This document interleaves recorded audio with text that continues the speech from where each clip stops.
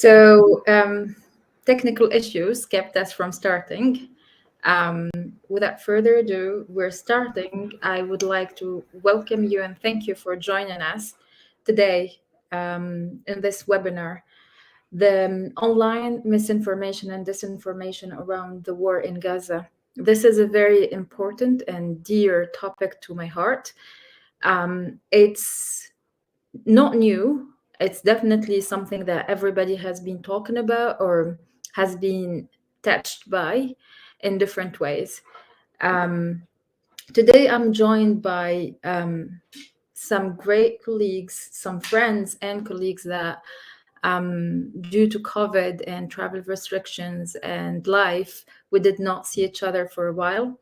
Yet, our activism and our dedication and principles and values are the same, and the intersection of those brought us together today. I'm joined today by my very dear friend, Mirvet, who is an administrator in the Arabic Wikipedia, a long-time Wikipedian that we look up to in the community. And she's an active member of the Wikimedia Levant user group. Mirvet will talk to us about her experience and what she noticed on Wikipedia. And so my first question to you, Mirvet, is how do you describe the management of data related to Gaza on the Arabic Wikipedia, but also on other Wikipedias if you got the chance to do that? Thank you, Amina. So, as you know, documenting anything related to what is going on nowadays, starting or since October the 7th, is really important. We are here talking about a war, a fact, different descriptions of the incident.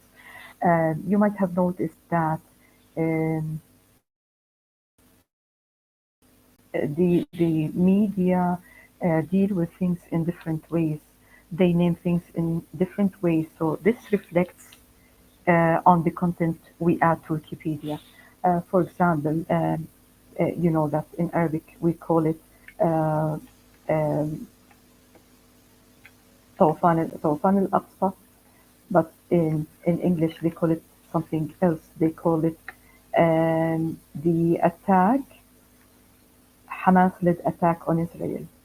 So naming here is different, and we are really cautious about using the exact terms that do not mislead readers.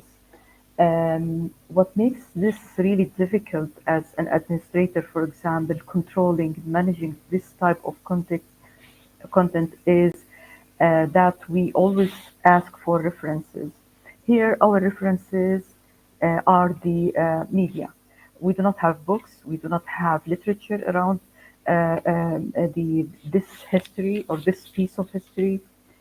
So our reference is the media. Media showed bias, a huge bias in how they deal with the events or what's going on or what's happening. It has been the case or the yes since long. I mean, it's not new. You know that, for example, Western media usually focus on the Israeli narrative, and this really is noticed in how the other Wikipedias write about what's going on. We try to be cautious in Arabic because many of our editors usually depend on translation. They translate the content from English, for example, or French into Arabic. This is easier for them, especially when you are talking about non-experienced editors, and this is really critical. So this was one of the challenges that we focused on, trying to inform people that they do not have or they should not, they must not write about such a critical content depending on translation, because they will not notice that they are translating terms and structures that we do not accept in Arabic. For example, I can say that in Arabic, for example, they say جيش الدفاع الإسرائيلي in Arabic. We do not accept this term. It's not دفاع. For us it is احتلال فرضا.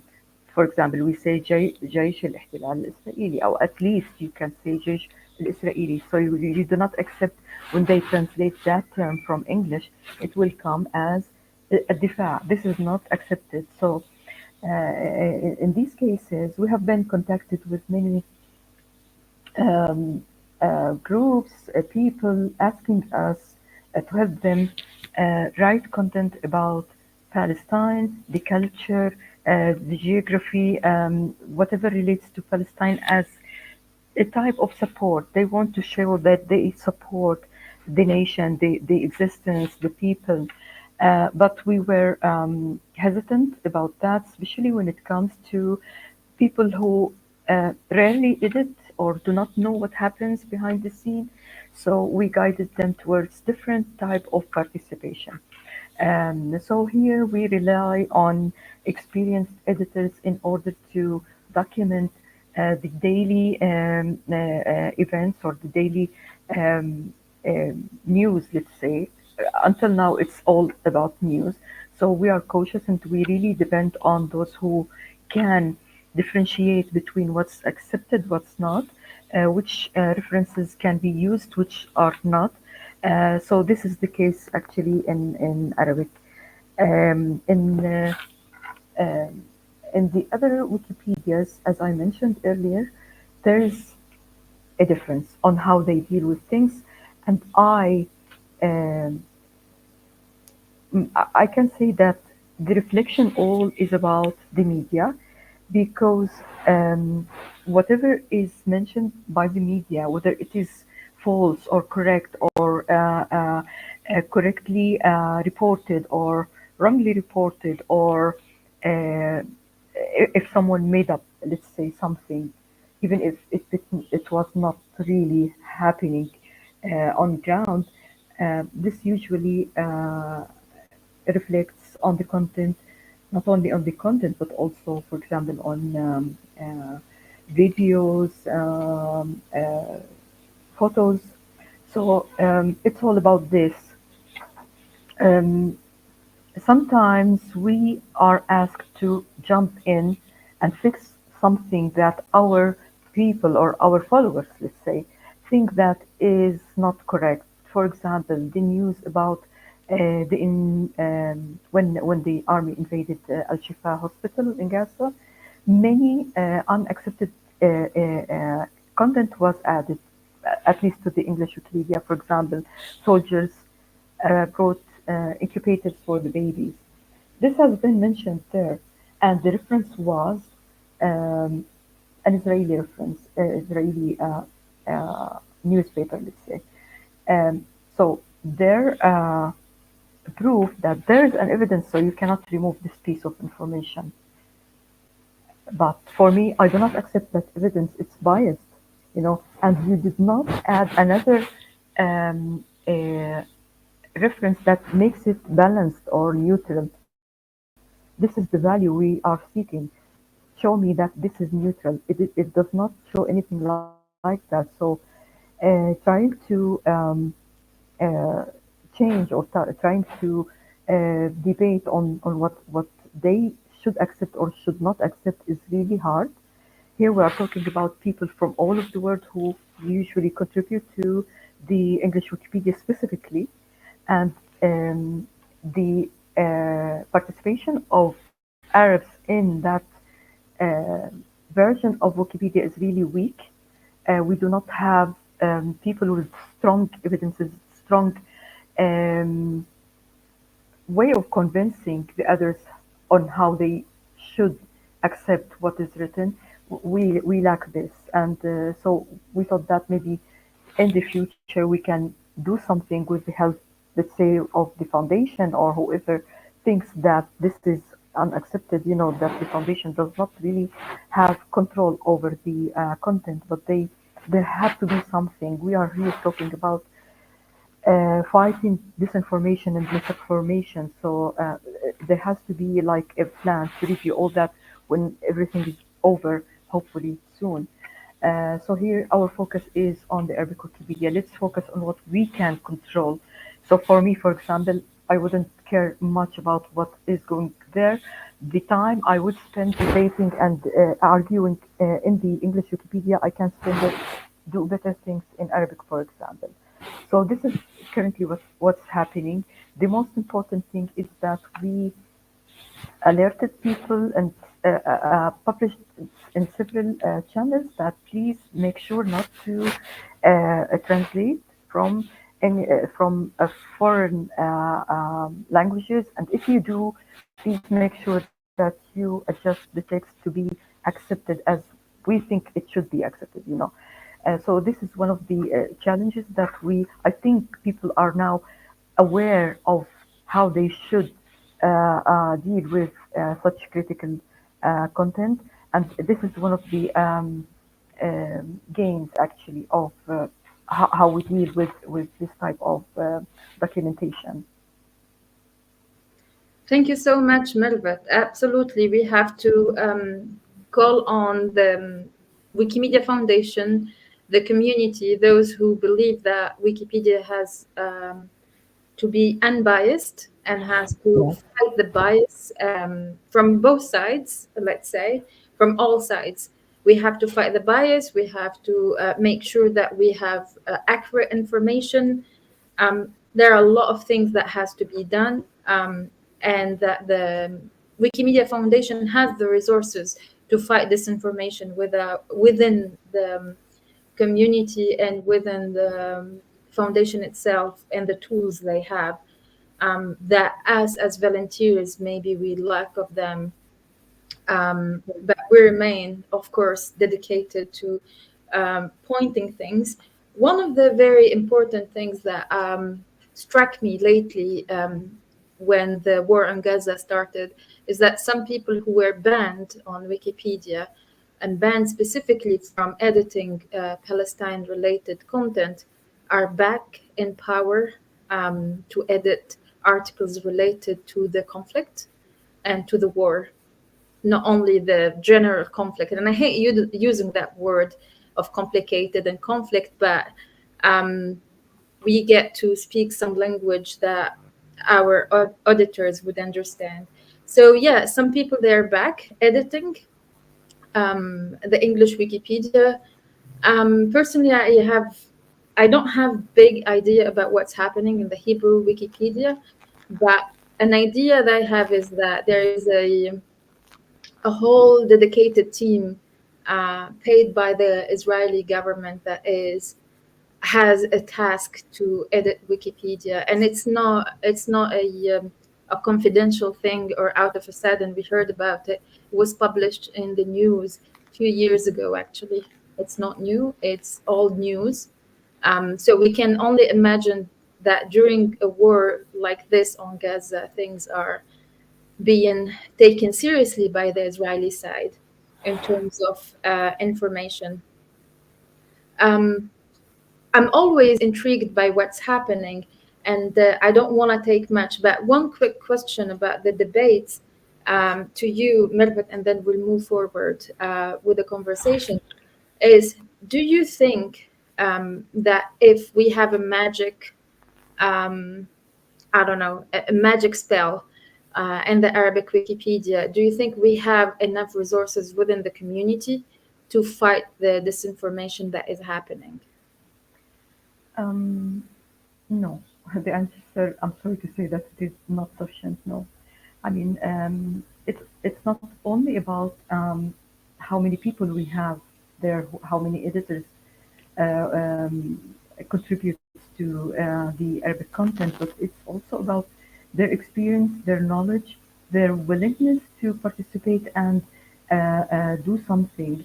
I mean, as you mentioned, in the other party, they are paid. They are dedicated to do that work. Here, we are only volunteers, and many of our volunteers are students.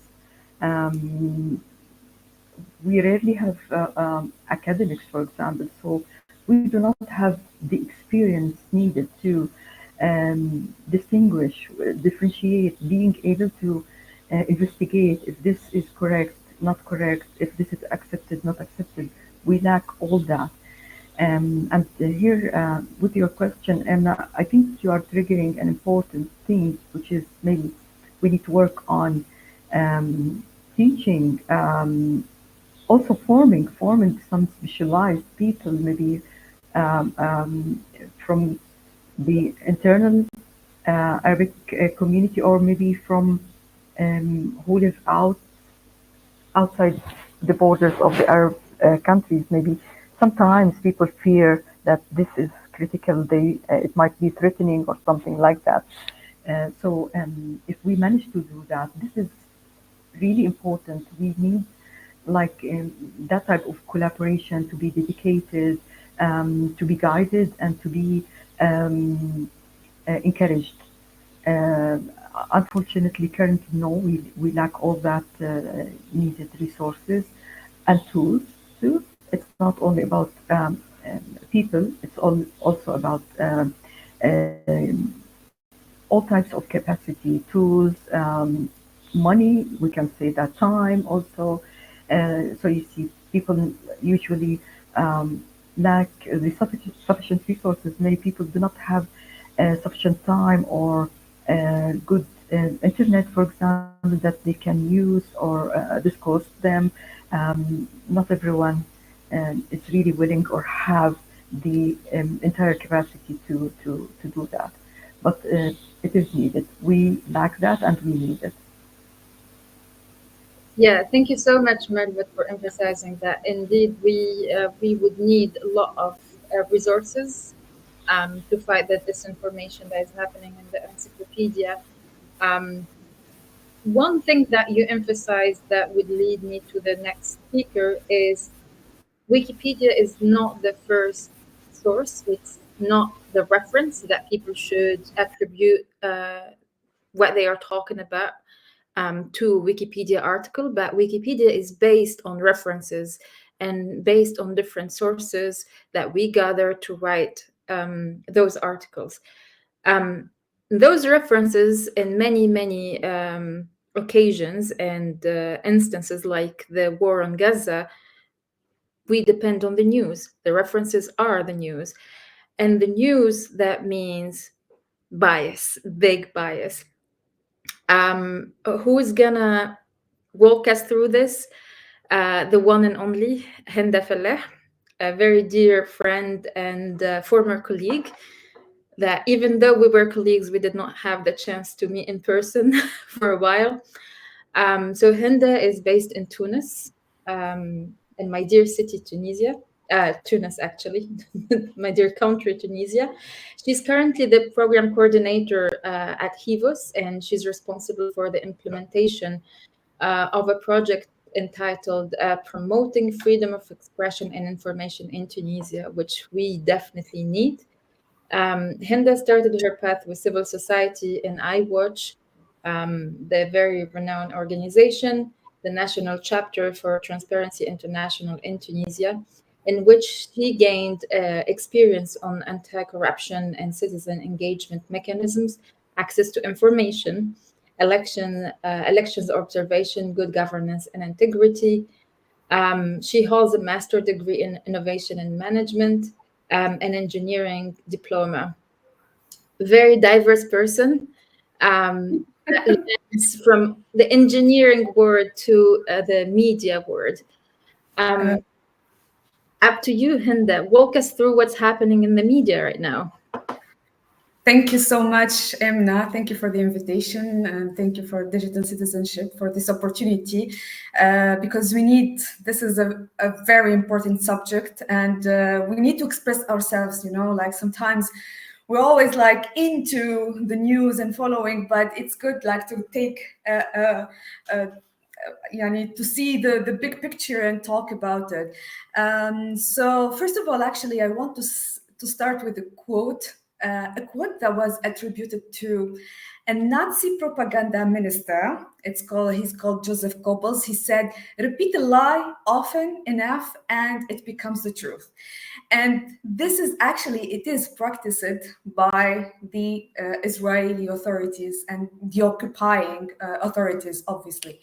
And so we see it, they're repeating lie after lie until it becomes people like believe it, and it is affecting the narrative about the occupation and about the war on Gaza.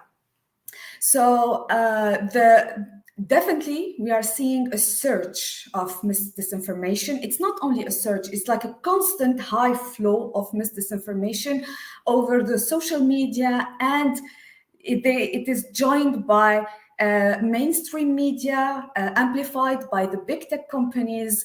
It was embraced by everyone who is the pro-Israel, the government themselves. Like we see head of governments, they are embracing and they're actually repeating the lies that we're hearing. And so actually we need to just to get back a little bit and know that actually it is well orchestrated, all of that. There is a propaganda machine actually that is working behind all of this misinformation that we're seeing.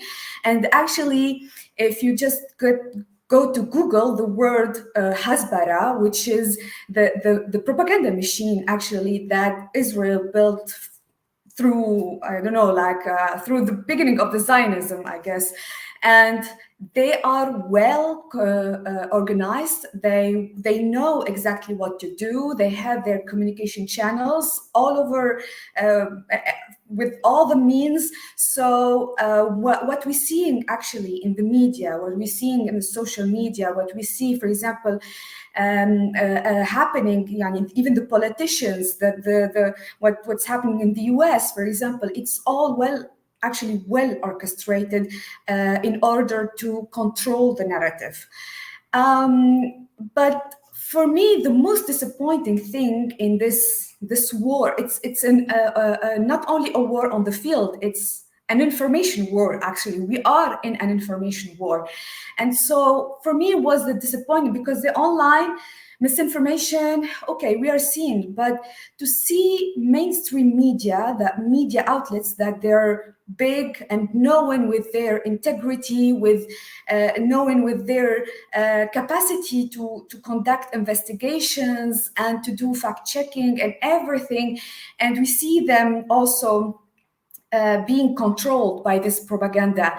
I will give an example. For example, when we saw CNN embracing the lie about the decapitated babies, and like it was just one information said by an Israeli soldier, and then just took it is, and they were repeating it as it was something a fact. But then they come back with saying, no, actually, we are sorry, there is no evidence and everything. It is on itself something that you knew that they chose their side, actually. And even then, after that, for example, for me, sometimes I purposely put BBC or CNN to just try to notice the wording, to notice, like Mervat said, actually, the wording that they use, not the wording that we use in Arabic, like they use another wording in English. And you compare, for example, BBC Arabic and BBC English, there is actually a difference.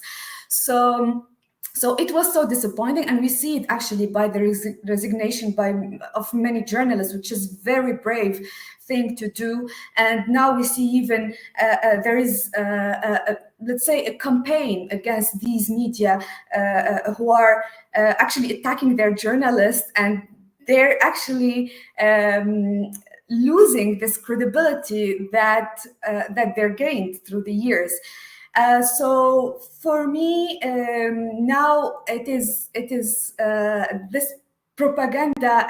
I mean, okay, it's influencing. It is big. You see it as something that you cannot control, but actually, on the other side, which is a bit of hope also, like that we see a lot of content from journalists on the ground, from the fact checkers, from people who have influence and using their platform to raise the awareness and to control also the narrative around what's happening in Palestine and in Gaza.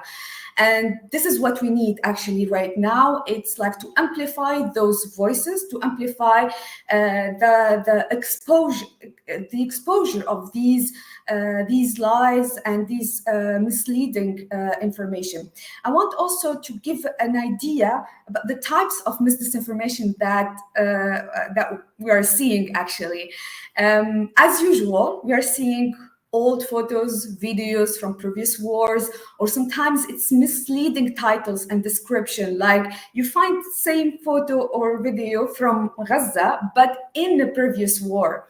So I think this is when it comes the work of fact checkers, and we're noticing it is a huge work actually to use the fact checking tools and give the right information. Other than that, also there is some footages from video games. Also there's a lot of active accounts on, especially on Twitter, on the X.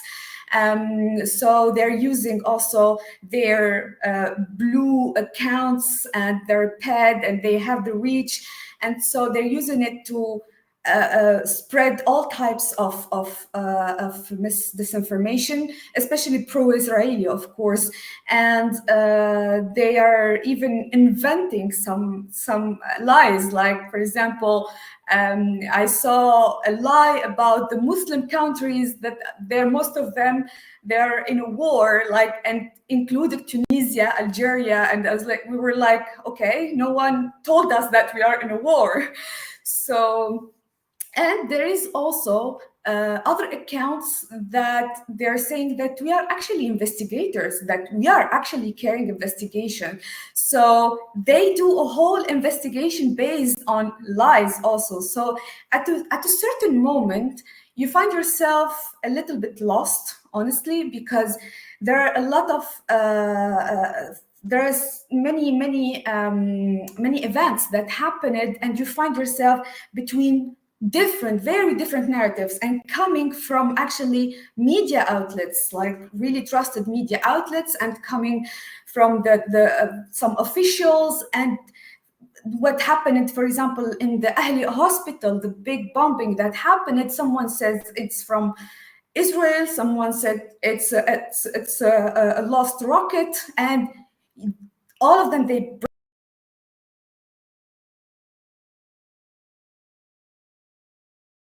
thinking.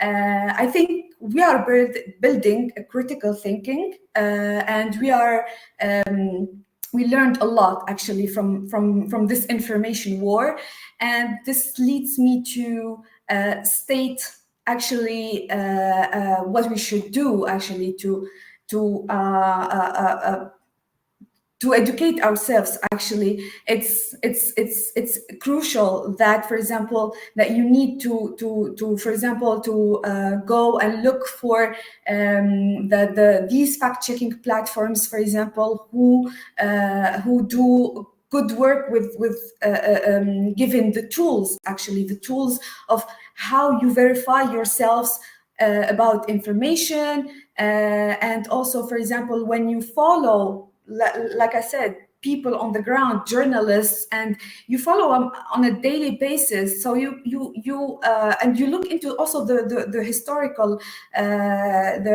facts. So this is crucial for now. It's everyone should like build their critical thinking about this, because it will be continuing actually. And I think and it coming from both sides. Actually, this is the thing that I want to add. It is not also the disinformation. It's not also coming from pro-Israeli. It's coming also from us, from people who also are supporting Gaza, and we are trying also to raise awareness and to keep sharing about what's happening. And it's the slight difference. It's like people who are pro-Palestine, they're not manipulated, but conducted by but their emotions. When you feel like, when you see, for example, a photo of babies, dead babies or kids or something, you will not think too much of sharing it, to raise awareness. Like, you will not say, no, maybe this is from Syria, or maybe this is from previous war on Gaza, or people will like to share just for the sake of sharing. So it is conducted by emotions. It's different than what is happening with the Israeli narrative, which is well orchestrated and well organized. Yeah. Thank you so much, Henda. And yeah, we are mostly led by our emotions. That's something that Arabs are very well known of, from our heritage and poetry, and we inherited from the Arabs until the day of today. Mervet, of course, yes. Thank you, and thank you, Hinda, for these great insights. Actually, it's not only emotions, but currently we feel there's a duty that we have to share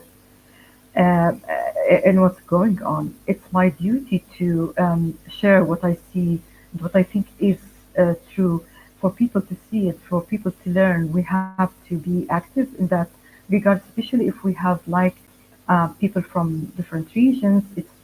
I mean, who see one narrative directed media is playing there, but we have that feeling that we are responsible to yeah, spread uh, um, our narrative, whether by sharing media. I mean, social media here plays a great role in that.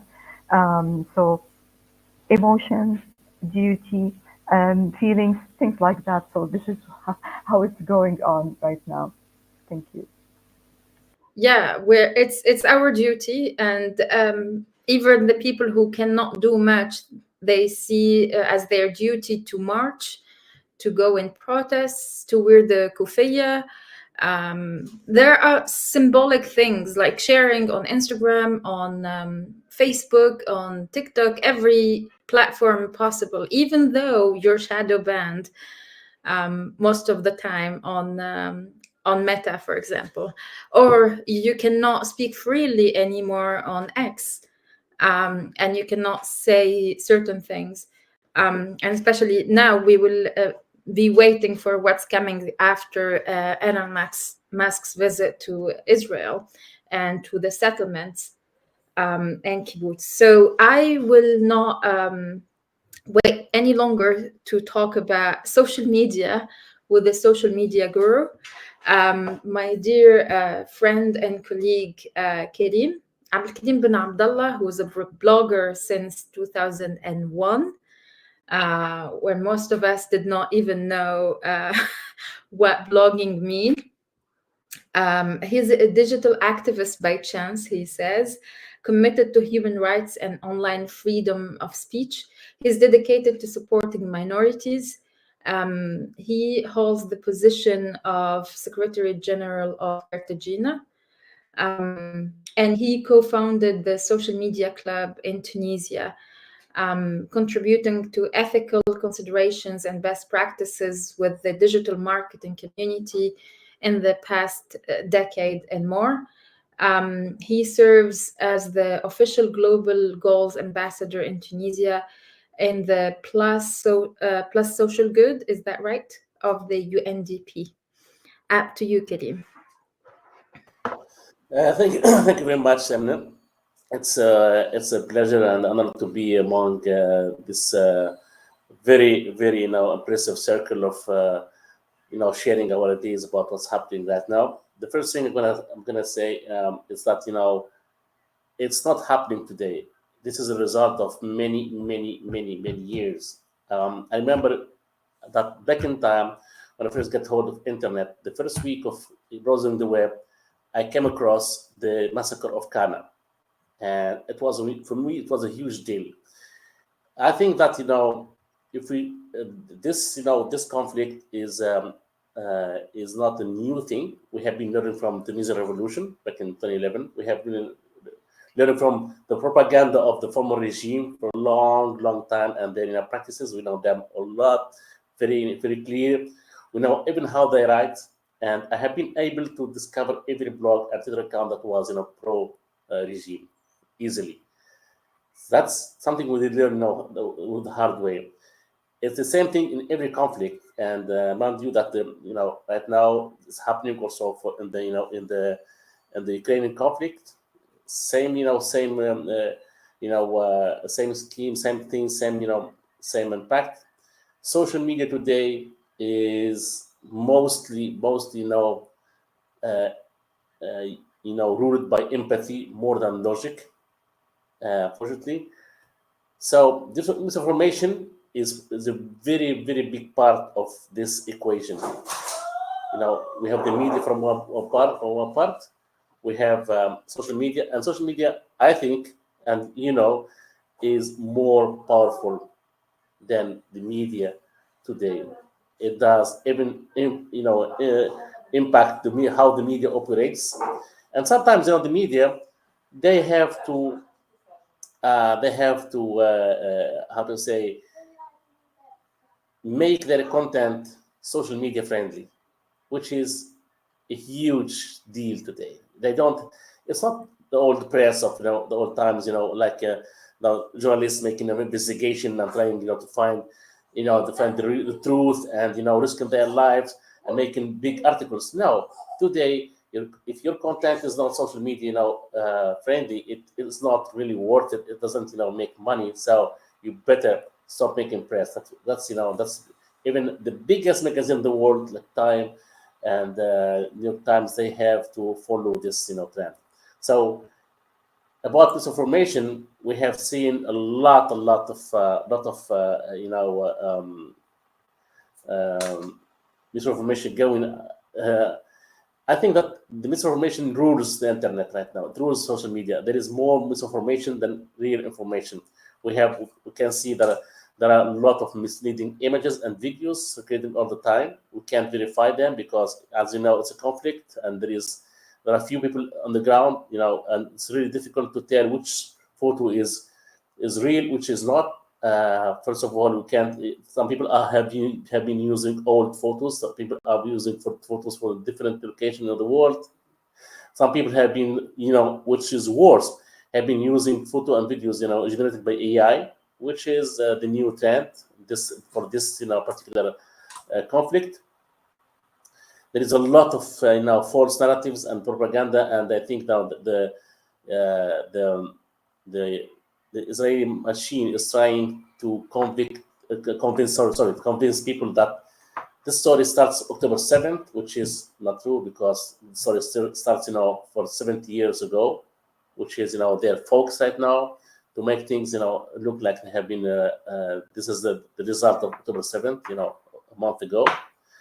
As you said, there is selective reporting by the media because there are really few, journalists, on the ground.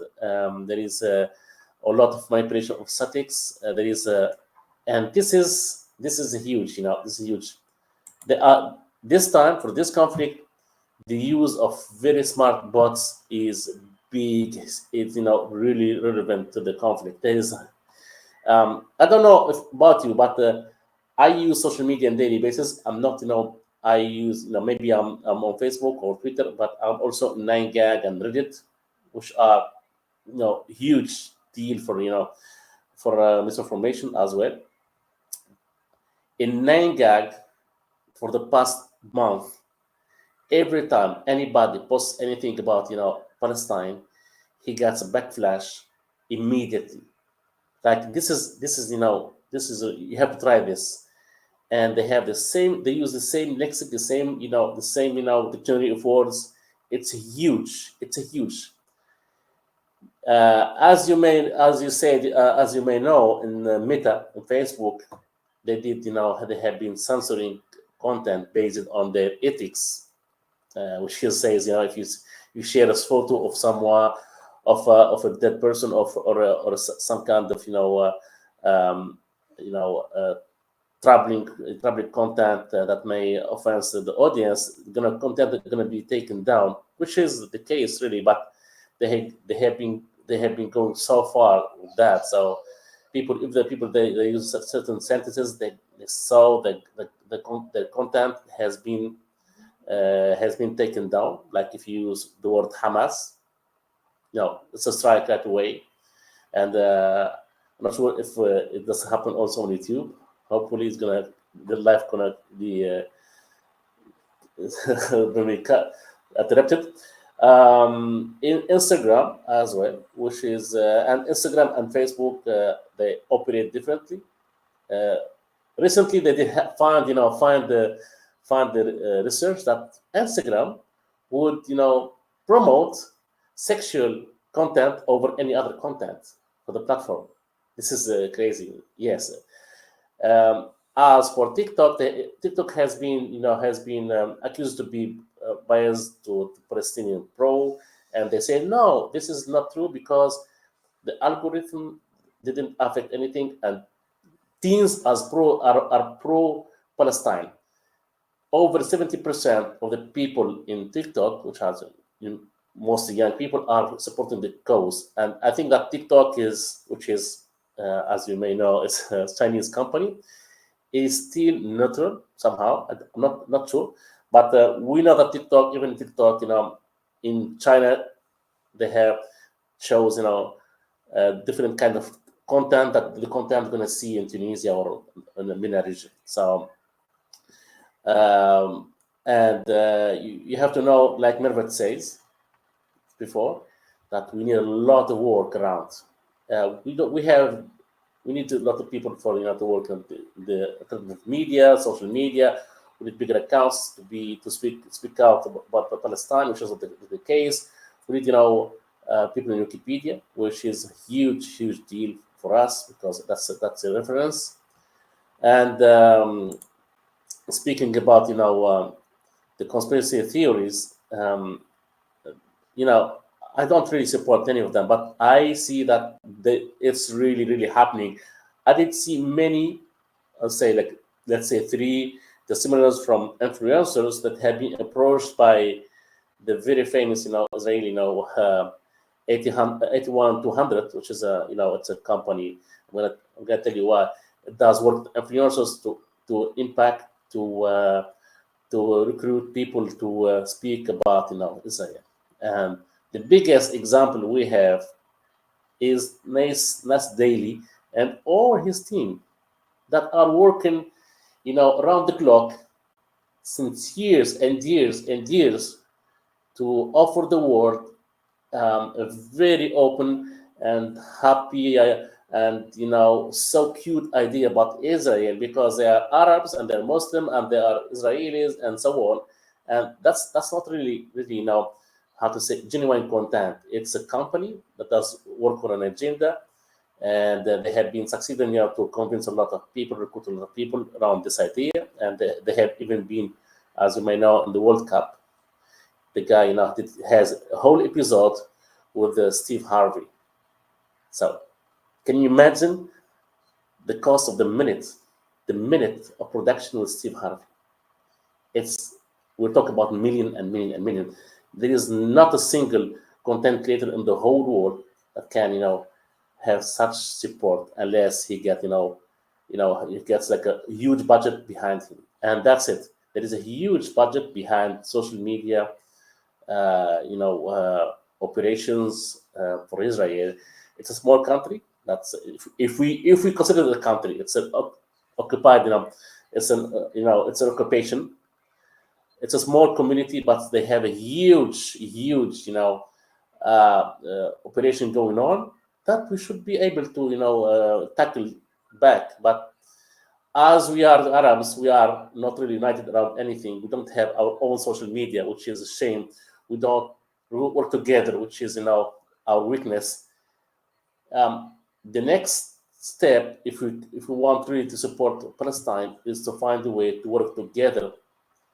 And the misinformation is going to be always here, but what we need is really find ways to promote the Palestinian cause, with more efficiency and for the long term.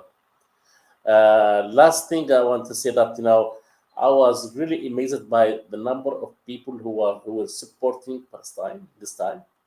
Uh, People are waking up. Even the misinformation, I think that at some point people get it.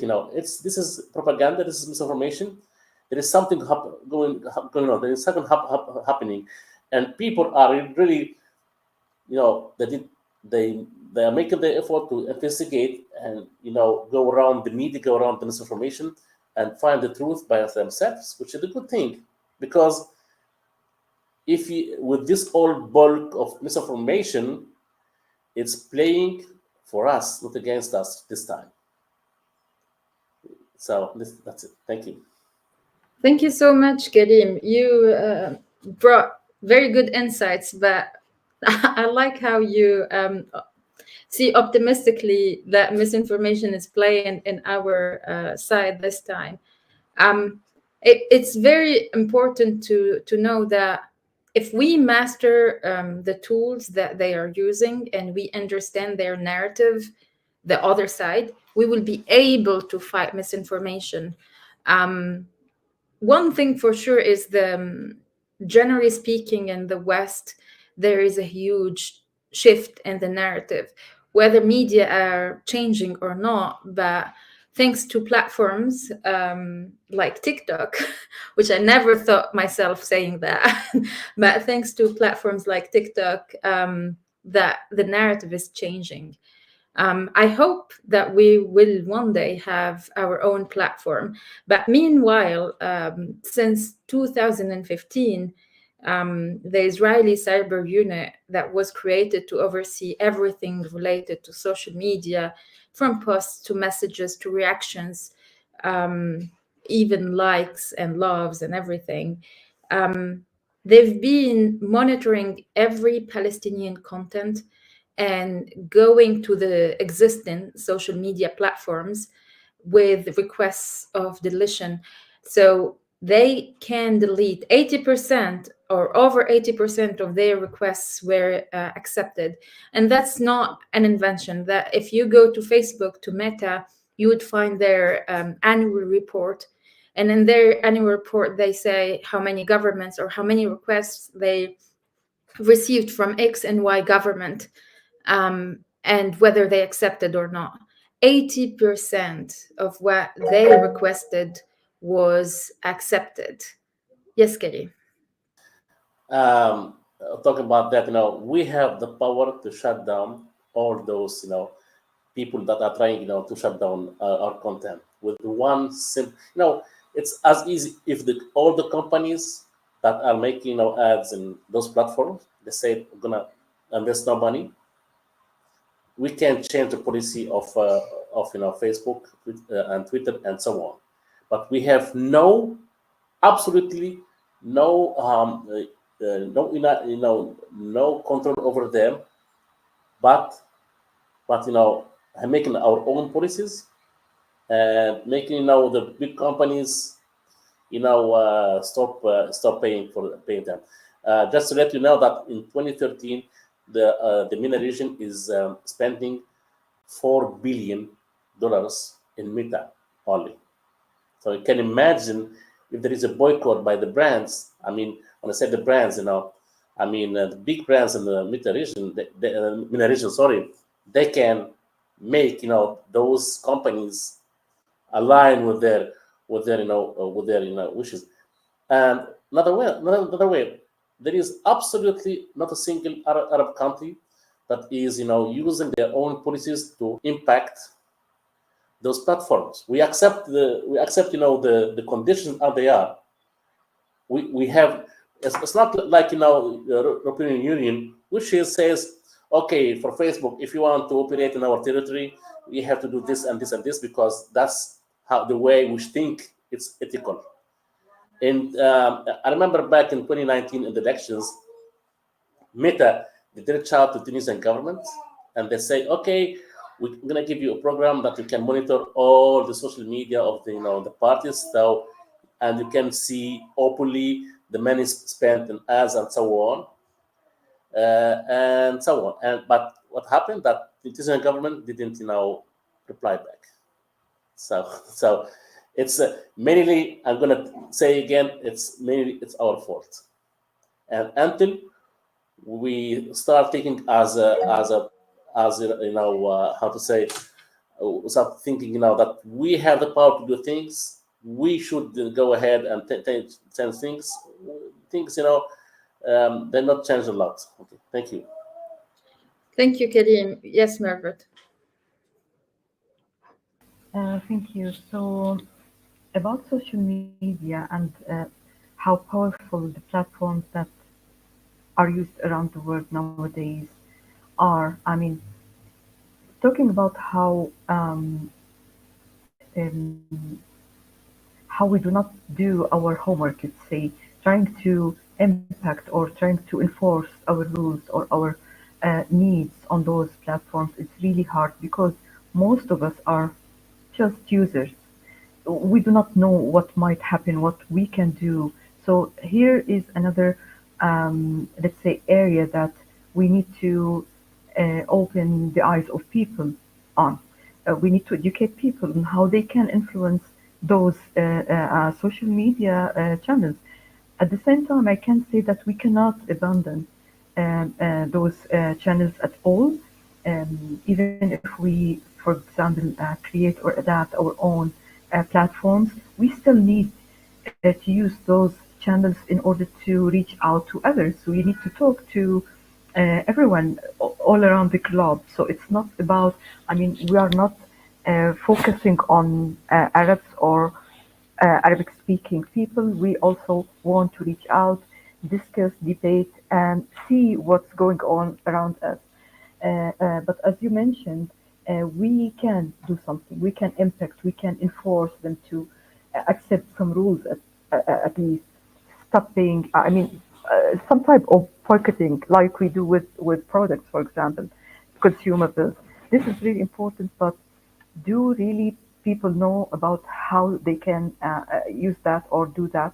I think we still have um, some things to do, like we did. I mean, this session is really important, and it might affect people, listeners, in a way or another. But this has to be guided. This has to be. Um, I mean, we need to teach people. I myself do not know how to do that, although I am an administrator of one of the official pages related to Wikipedia on Facebook.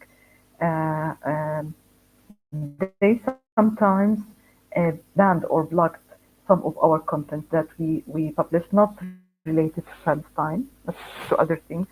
And we usually had to obey what they ask us to do, for example, to delete that content or photo or something like that. But at the same time, we do not know what else we can do to enforce what we want to do. So if you people can do that, that would be great. I mean, open the people's eyes on their rights. I mean, you are using a platform, you have some rights towards it. As you obey or as they enforce some guidelines on you as a user, you have also things to do towards them or against those types of enforcement. Thank you. Thank you so much, Malvat. Indeed, we need each other actually to make sure that we understand, we learn and unlearn things. And it's very important to emphasize the power of users. It's true that we're given our data for free. We're there. We're feeding them with our time and content, but we can actually engage in a campaign to raise awareness um, on the policies and how abusive they could be in instances like the war on Gaza. That's one thing. Two, we can influence or address our campaign and advocacy campaign to the shareholders in Meta. That's a very powerful, basically, body that controls Meta. It's like if you control the money, you control the product. I'm cautious of the time, and I just want to give you one last sentence each. What do you want to see? We would love to have this webinar again with you and adding more people, but also maybe next time it will be in Arabic. So we basically reach different audiences.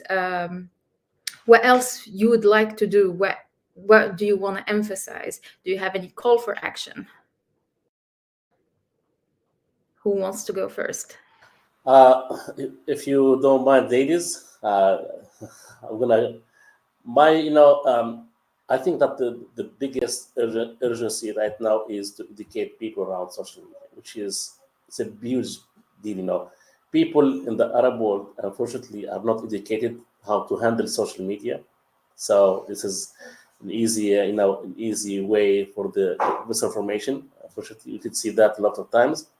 Also, call for our governments or maybe the Arab League for a self-governance. Today, we, the Arab world, we have absolutely no control over all those platforms. Absolutely, but we can affect them.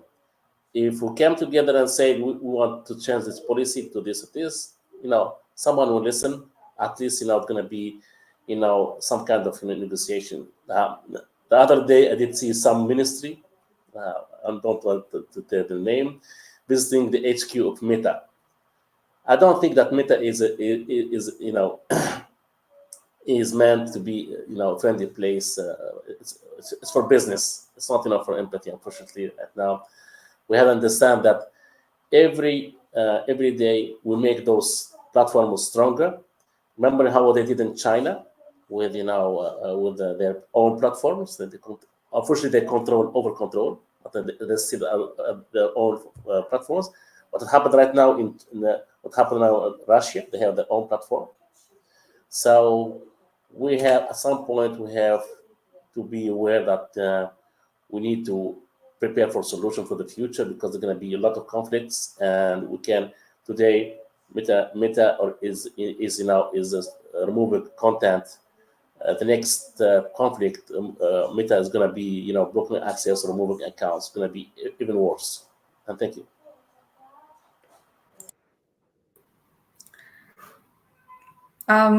Okay, I will.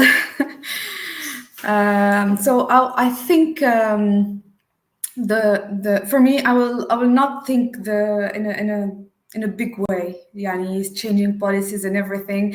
I will just think because that would need really big mobilization and a lot of work. For me, it's like now we need that us as users, as people who are always checking the news and sharing, etc.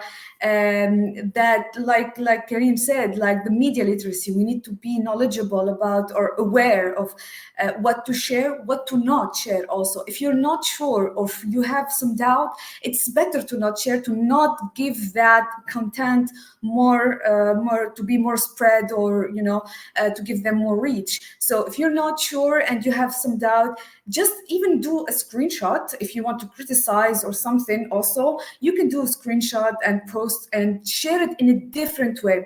And I think I'm seeing a lot of creative ways also of sharing and countering the algorithm and countering the censorship and the over moderation of Palestinian content, because this is a fact. It's a reality that big tech companies they are over moderating anything related to Palestine, and it's removed, and people felt it more on Facebook actually. So if you cannot doing it on Facebook, use other channels. It's okay, yani, to move to TikTok, to move to Twitter, to move X, and to move to, I don't know, even LinkedIn today. Like LinkedIn, many people are sharing that it is okay, it's a professional platform, etc. But it's okay actually to use it, because there are a lot of people who are behind decision-making processes, and people really like working in today, because we saw even even civil society organizations and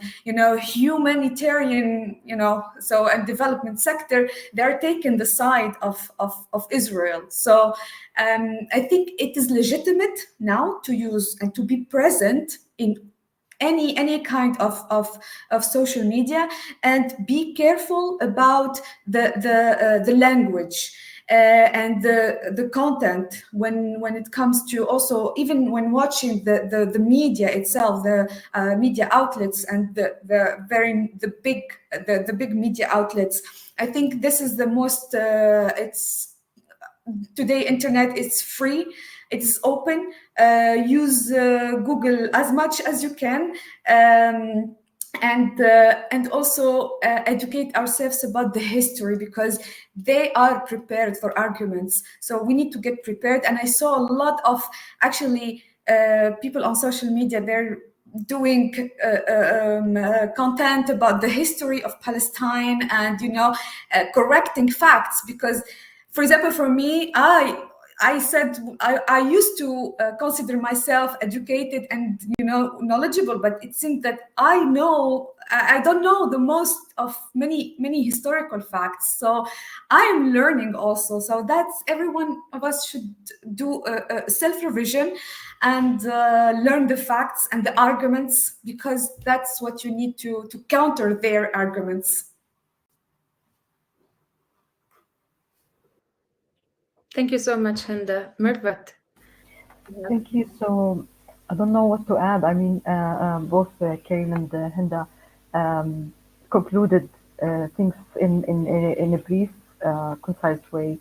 So thank you both. But what I would recommend is not to stop talking about um, the story. It is a story. I mean,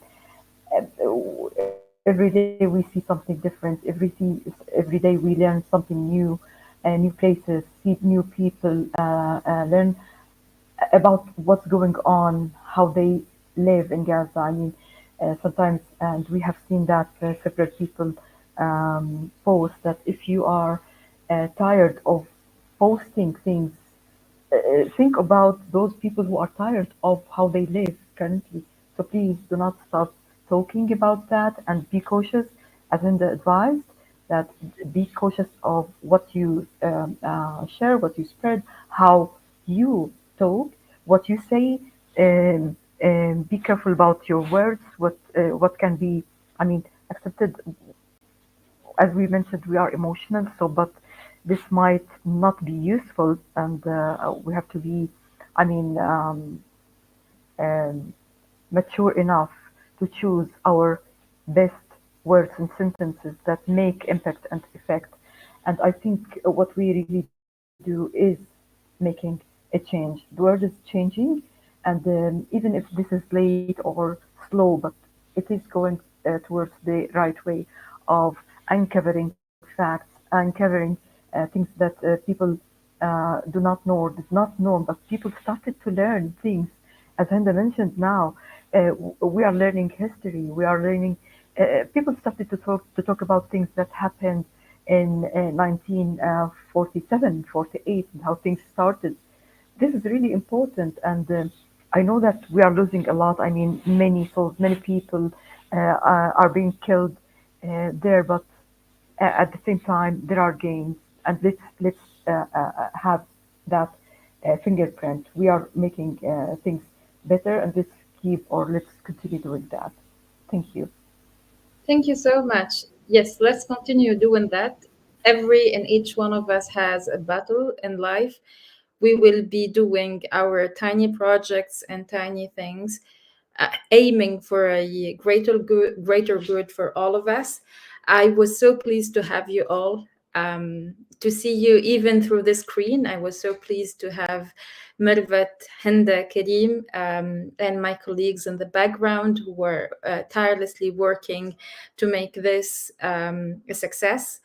A first success, it's worth mentioning that it was not easy to put the emotions, as you said, on the side and try to address things related to misinformation and disinformation, and say sometimes we see from both parties this and that. That's also is very courageous to mention, because we can easily be attacked by our own people for recognizing that or for mentioning that.